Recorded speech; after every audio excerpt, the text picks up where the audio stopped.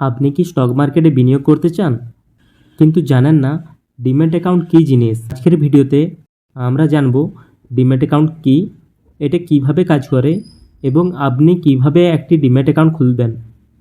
চলুন শুরু করি। ডিম্যাট শব্দটি এসেছে ডিম্যাটেরিয়ালাইজড থেকে।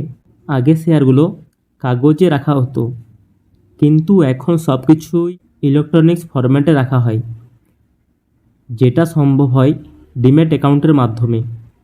সোজা কথায়, ডিম্যাট অ্যাকাউন্ট হলো এমন একটা ডিজিটাল ঘর যেখানে আপনার শেয়ারগুলি সংরক্ষিত থাকে। যেমন আপনার ব্যাঙ্ক অ্যাকাউন্টে টাকা থাকে, তেমনি ডিম্যাট অ্যাকাউন্টে থাকে শেয়ার।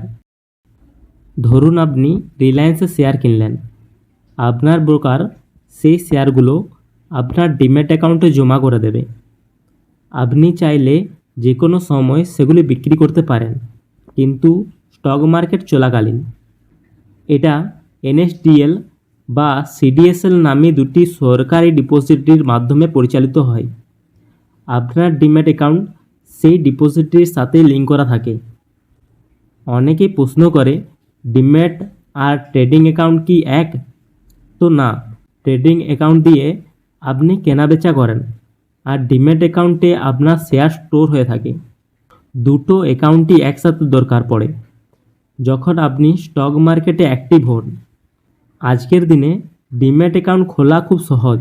অনলাইনে আপনি 10 মিনিটের মধ্যে খুলে ফেলতে পারেন অ্যাকাউন্ট।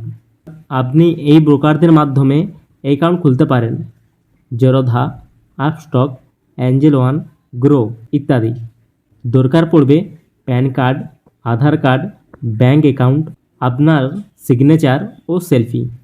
তো আজকে আমরা শিখলাম ডিম্যাট অ্যাকাউন্ট কী, কেন এটা দরকার এবং কিভাবে খুলবেন। ভিডিওটি যদি আপনার কাজে লেগে থাকে তাহলে একটা লাইক দিন, কমেন্ট করে আপনার প্রশ্ন জানান, আর অবশ্যই সাবস্ক্রাইব করুন আমাদের ইজি স্টক মার্কেট বাঙালি চ্যানেলকে। ধন্যবাদ, আবার দেখা হবে পরের ভিডিওতে।